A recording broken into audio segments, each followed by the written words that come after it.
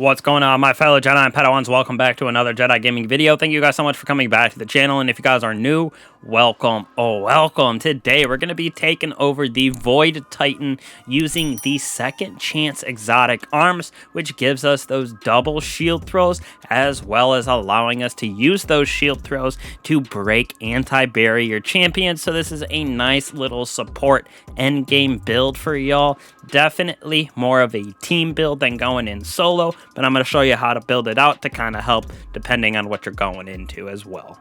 So starting out right here, we're going to be using our Ward of Dawn super so we can cast that bubble, giving everybody that weapon damage, as well as we get our grenade back instantly when we pop that bubble. Next off, we're going to have our Towering Barricade with Strafe Lift, and then our Shield Throw, of course, to pair with those exotic arms.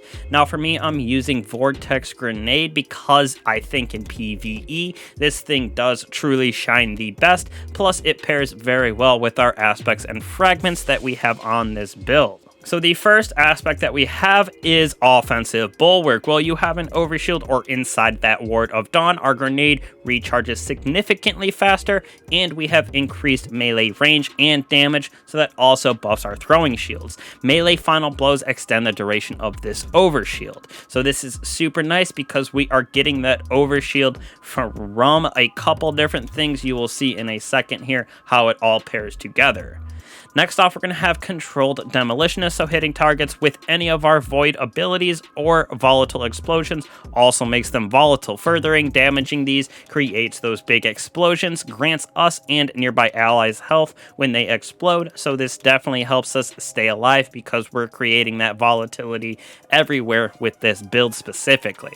Now to pair with this fragment-wise, we have one of our new fragments that came out this season, Echo of Cessation. So finisher final blows create a burst of void damage that cause nearby combatants to become volatile. One of the ways that we're creating that volatility, defeating any void volatile targets create those void breaches. So it doesn't have to be from the explosion of this finisher. It can be from creating that volatile flow with orbs of power, or even with our aspect in Controlled Demolitionist, creating volatility with our abilities as well.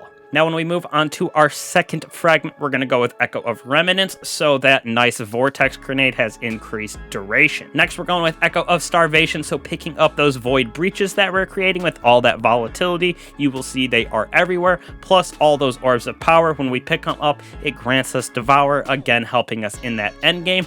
Plus, when we do get final blows, it restores our health and grants us grenade energy, so just another way for us to get that Vortex Grenade even faster.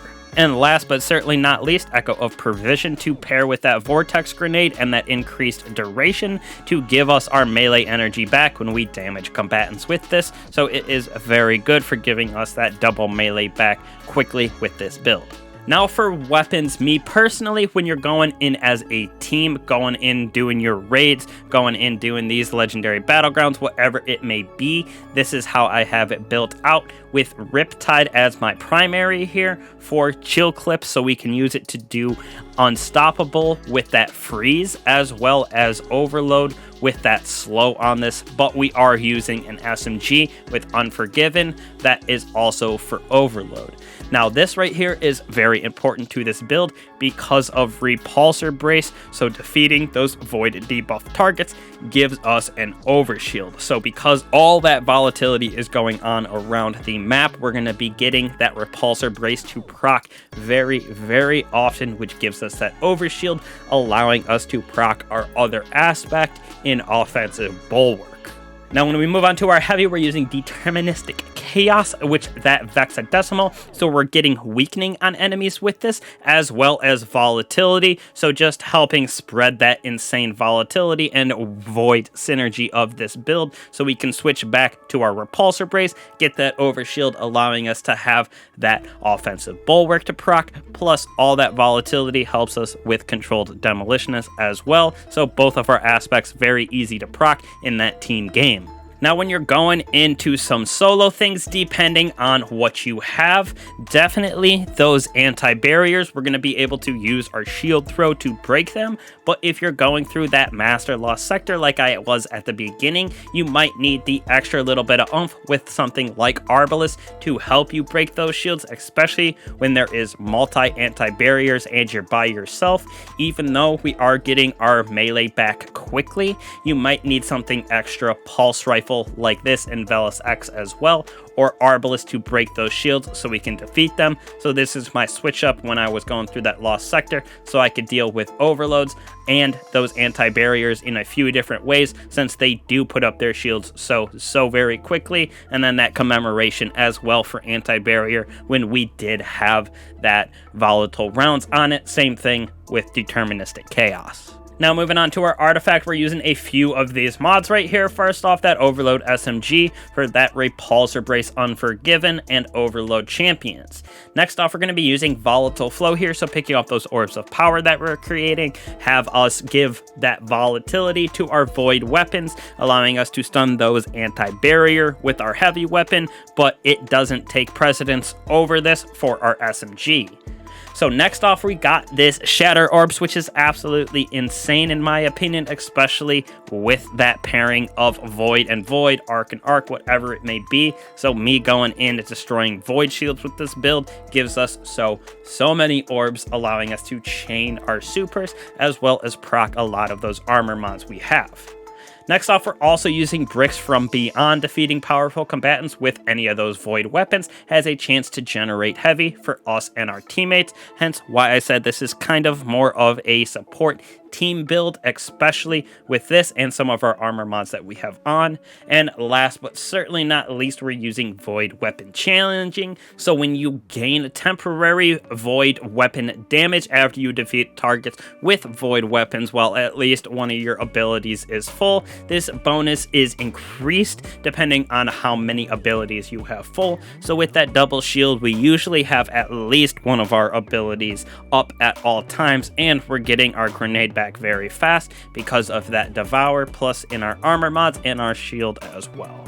Now, moving on to our armor pieces and mods here, we're going to have Heavy Ammo Finder and Special Ammo Finder, again making this very good for that support since we're never going to run out of ammo.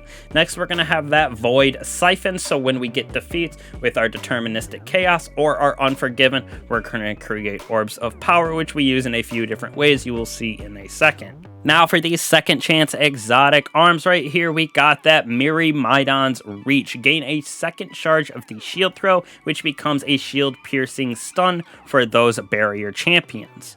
Now this is going to be definitely a team thing like I said, because solo you're going to need something to back it up, because it does take, even at 100 on that strength, it comes back super slow compared to the shields of champions, even if it's coming back in 35 seconds. Now for our mods right here, we're going to use Momentum Transfer, Duel, so we can get our melee back fast when we use our grenade as the damage type. So very easy, and it sees the generation of that dual melee very good. Next we have Firepower right here, so our grenade also, when we get final defeats, on top of giving us melee energy, is going to create another orb of power for us, which is super nice for this build. Moving on to our chest piece, we're going to be using that Charged Up, as well as Concussive Dampener and Void Resistance. Concussive Dampener for that endgame activity, lowering that AoE effect incoming, as well as that Void damage incoming, which personally I feel like we have Void and Solar the most in this game. Now we're also going to have Charged Up, like I said, so increases the maximum number of stacks of armor charge that you can carry by one, which we're getting those by picking up those Orbs of Power. Now we're using that armor charge for Void Weapon Surge, another way to give both of our Void weapons a little extra damage. So when we have that armor charge, it's going to give us about a 8 to 10% increase on that damage.